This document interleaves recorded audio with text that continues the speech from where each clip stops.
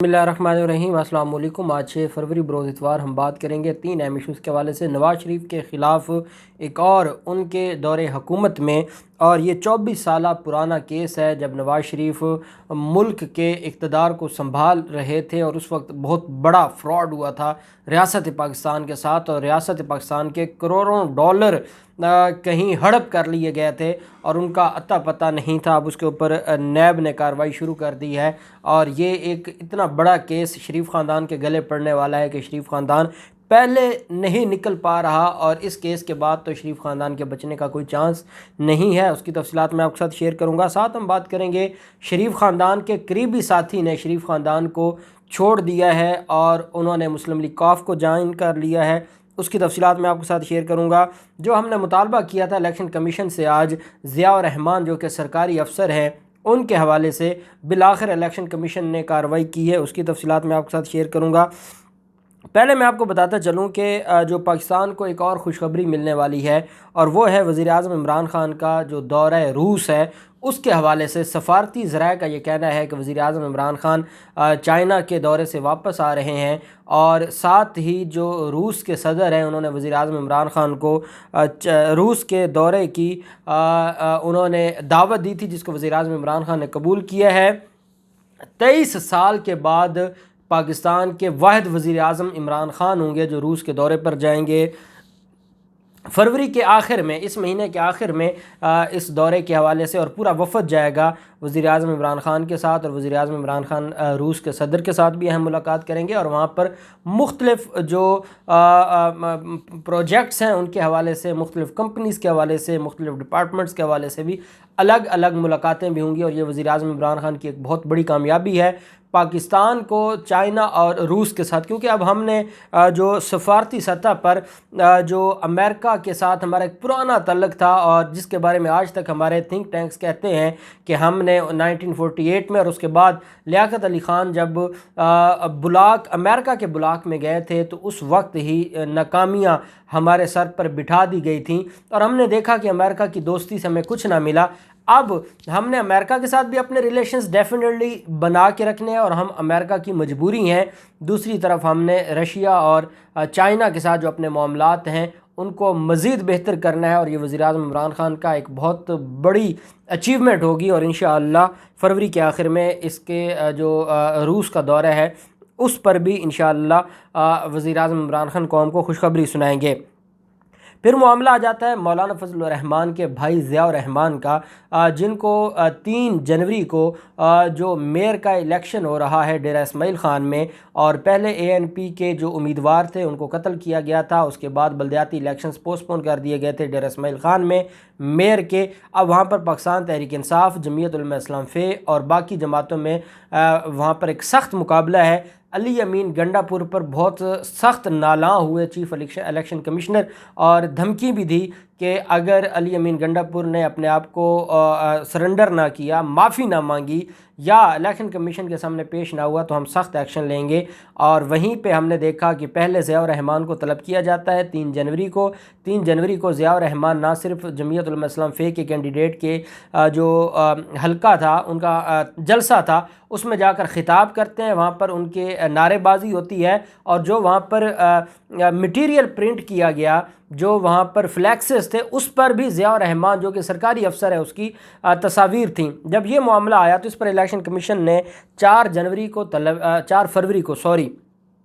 3 فروری کو یہ جلسے میں گیا، اور 4 فروری کو ان کو طلب کیا الیکشن کمیشن نے، اور 5 فروری کو یہ دوبارہ جو ایک جلسہ تھا جمعیت علماء اسلام فے کا، اس میں فضل الرحمان کو اپنی گاڑی میں بٹھا کے لے گئے، جہاں پر پھر سما ٹی وی کے رپورٹر نے ویڈیو بنائی اور سوال پوچھا اور ان کے ساتھ بدتمیزی کی، اور ان کا موبائل فون سنیچ کر لیا تھا اور وہ ان سے لے کے اپنی جیب میں ڈال دیا۔ اب ضابطہ اخلاق کی خلاف ورزی پر الیکشن کمیشن نے فضل الرحمان کے بھائی کے خلاف کارروائی کے لیے مراسلہ لکھ دیا ہے۔ الیکشن کمیشن نے خیبر پختونخوا حکومت کو مراسلہ لکھا ہے جس میں کہا گیا ہے کہ سرکاری افسر ضیاء الرحمان کے خلاف محکمانہ کارروائی کی جائے۔ مراسلہ کے مطابق ضیاء الرحمان نے 3 فروری کو جمعیت علماء اسلام فے کی الیکشن مہم میں شرکت کی۔ ضیاء الرحمان نے ڈی آئی خان تحصیل میئر امیدوار کفیل نظامی کے حق میں خطاب کیا۔ کوئی سرکاری ملازم انتخابات یا انتخابی عمل میں حصہ نہیں لے سکتا۔ الیکشن کمیشن کے مراسلے میں چیف سیکرٹری خیبر پختونخوا کو ضیاء الرحمان کے خلاف کارروائی کا کہا گیا ہے۔ ڈی آئی خان میں میئر کی نشست پر 13 فروری 2022 کو الیکشن ہونے جا رہا ہے، اور اس الیکشن کے حوالے سے جو ضیاء الرحمان ہے وہ وہاں پر کمپین کر رہے تھے، اور اس کمپین کی وجہ سے یہ معاملہ اٹھا۔ ہم نے دیکھا کہ ڈسکا الیکشن ہو یا باقی الیکشنز، تو وہاں پر آئی جی لیول کے افسران کو چیف سیکرٹری تک کو طلب کیا گیا تھا چیف الیکشن کمشنر صاحب کی طرف سے، اور یہاں ضیاء الرحمان کے خلاف بجائے اس کے کہ کوئی خود کارروائی کریں، کوئی فوجداری کارروائی کا حکم جاری کریں، مقدمہ درج کروائیں، ان کو خود نوکری سے برخاست کریں، بلکہ وہ انہوں نے دے دیا ہے جو ان کی اپنی بیوروکریسی ہے خیبر پختونخوا کی، جہاں پر فضل الرحمان کا ایک پرانا اثر و رسوخ ہے۔ اب یہ خیبر پختونخوا حکومت کی بڑی ذمہ داری بنتی ہے، اور وزیر اعلیٰ کے پی کے کی ذمہ داری بنتی ہے کہ اگر وہ آزادانہ طور پر کام کر رہے ہیں تو ان کو فضل الرحمان کے بھائی کے خلاف کارروائی کرنا ہوگی محکمانہ، اور ان کو ان کی نوکری سے فارغ کرنا ہوگا، کیونکہ یہ ایک ایسا بڑا جرم ہے جس پر ان کو معافی نہیں ملنی چاہیے۔ پھر ہم دیکھتے ہیں کہ نواز شریف کی مشکلات میں مزید جو اضافہ ہے وہ ہوا ہے، اور نیب کی طرف سے نواز شریف کے دور حکومت میں جاپان کی جانب سے $25 کروڑ، 24 سال پہلے $25 کروڑ، آپ اندازہ لگائیں کتنی بڑی رقم تھی، کہ یہ فنڈز خرد برد سے متعلق تحقیقات کا آغاز کیا گیا ہے۔ نیب کے مطابق 1998 میں سوشل ایکشن پروگرام کے لیے جاپان سے $25 کروڑ کے فنڈ حاصل کیے گئے تھے۔ نیب نے سابق وزیر اعظم نواز شریف کے خلاف 24 سالہ پرانا جو کیس ہے اس کو کھولا ہے، جس کے مطابق $25 کروڑ کہاں خرچ ہوئے کوئی سراغ نہیں مل رہا، جس کے لیے نیب نے تحقیقات کا آغاز کیا ہے۔ وزارت منصوبہ بندی کو $25 کروڑ کے فنڈز کے استعمال سے متعلق کوئی سراغ نہیں مل سکا، کوئی ریکارڈ نہیں ملا۔ یہ فنڈز تعلیم اور صحت کے منصوبوں پر خرچ کرنے کے لیے جاپان کی حکومت کی جانب سے 1998 میں نواز شریف کے اقتدار کے دوران حکومت پاکستان کو دیے گئے تھے۔ خدشہ ظاہر کیا گیا کہ یہ فنڈز قرض اتاروں ملک سنواروں کے اکاؤنٹ میں منتقل کیے گئے تھے، تاہم اس حوالے سے کوئی دستاویز یا ریکارڈ سامنے نہیں آ سکا کہ یہ رقم واقعی قرض اتاروں ملک سنواروں کے اکاؤنٹ میں منتقل کیے بھی تھے یا نہیں تھے۔ اور نیب رپورٹ کے مطابق نیب کی جانب سے جو تفصیلات طلب کی گئی ہیں، وزارت منصوبہ بندی کی جانب سے اس پر جواب تیار کیا جا رہا ہے،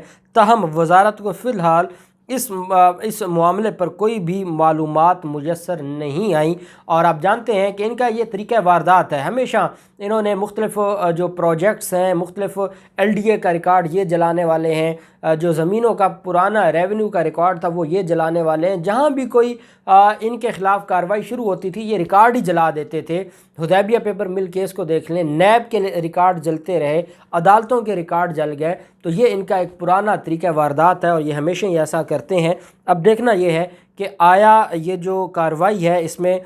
جو نیب ہے وہ ریکارڈ کو ٹریس کر پاتا ہے نہیں کر پاتا، اس کی جو تفصیلات ہوں گی وہ بھی آپ کے ساتھ شیئر کریں گے۔ یہ $25 کروڑ کا کیس ہے، اور یہ بھی جاپان سے فنڈ آئے تھے، اور یہ کیسے ہمیشہ فنڈ کھانے میں ملوث رہے۔ پھر معاملہ آ جاتا ہے نواز شریف کے قریبی ساتھی امجد فاروق پاکستان مسلم لیگ کاف میں شامل ہو گئے ہیں، اور سابق وزیر اعظم نواز شریف کے قریبی ساتھی ان کو سمجھا جاتا ہے، اور گجرات میں نون لیگ کے یہ مرکزی رہنما ہیں الحاج امجد فاروق، وہ پاکستان مسلم لیگ کاف کا حصہ ہوئے ہیں۔ انہوں نے چودھری پرویز الہی، چودھری وجاہت حسین اور وفاقی وزیر مونس الہی کی موجودگی میں مسلم لیگ کاف میں شمولیت کا اعلان کیا ہے۔ چودھری پرویز الہی نے کہا کہ الحاج امجد فاروق کا ذاتی گھر گجرات میں نون لیگ کا گڑھ سمجھا جاتا ہے، ہمارے پروجیکٹ اتنے پاورفل تھے کہ کوئی انہیں روک نہیں سکا، ہمارے دور میں ہیلتھ کارڈ کی ضرورت نہیں تھی، ہسپتالوں میں ادویات اور علاج بالکل فری تھا۔ انہوں نے مزید کہا کہ کچھ لوگوں کا خیال تھا کہ پاکستان مسلم لیگ کاف ختم ہو گئی ہے، اب ان لوگوں کو ہم نے ہی مشکل میں ڈالا ہے۔ عمران خان ایماندار اور نیک نیت ہیں، وہ ملک کے لیے کچھ کرنا چاہتے ہیں، हुकूमत को मुश्किलात का सामना ज़रूर है जिन्हें मिलकर हम हल कर रहे हैं। उन्होंने चौधरी परवेज़ इलाही ने कहा कि बदकिस्मती ये है कि शहबाज शरीफ ने हेल्थ सेक्टर को तबाह करके रख दिया। नीयत साफ़ हो तो रब की मदद भी हासिल होती है और मुश्किलात भी कम होती हैं। गुजरात में 1122 के मज़ीद स्टेशन बनाए जा रहे हैं और आवाम की भलाई के लिए हम दिन रात काम कर रहे हैं। और यही वजह है कि जो बड़े बड़े रहनुमा थे, जो पाकिस्तान मुस्लिम लीग नून का हिस्सा समझे जाते थे, जो पाकिस्तान मुस्लिम लीग नून जिनका ओढ़ना बिछोना हुआ करती थी, वो अब नवाज़ शरीफ की हरकतों की वजह से, उनके रियासत मुखालिफ बयानिया की वजह से, उनकी रियासत के हवाले से जो की गई सख्त तकारीर हैं और बयान हैं, उसकी वजह से अब लोग उनसे दूर होते जा रहे हैं। और नवाज़ शरीफ का जो मुस्तकबिल है और मुस्लिम लीग नून का जो मुस्तकबिल है वो अब तारीक है और उनको कुछ नहीं मिलेगा। हाँ, वज़ीर आज़म इमरान खान के हवाले से बड़े अरसे बाद परवेज़ इलाही ने आज खुलकर ये बात की है और उन्होंने वज़ीर आज़म इमरान खान के हवाले से इस बात की गवाही दी है कि वज़ीर आज़म इमरान खान ईमानदार और नेक नीयत हैं और वो मुल्क के लिए कुछ करना चाहते हैं। और मुश्किलात ज़रूर हैं लेकिन ये मुश्किलात ख़त्म होंगी और पाकिस्तान इन मसाइल से निकलेगा। मैं ये समझता हूँ कि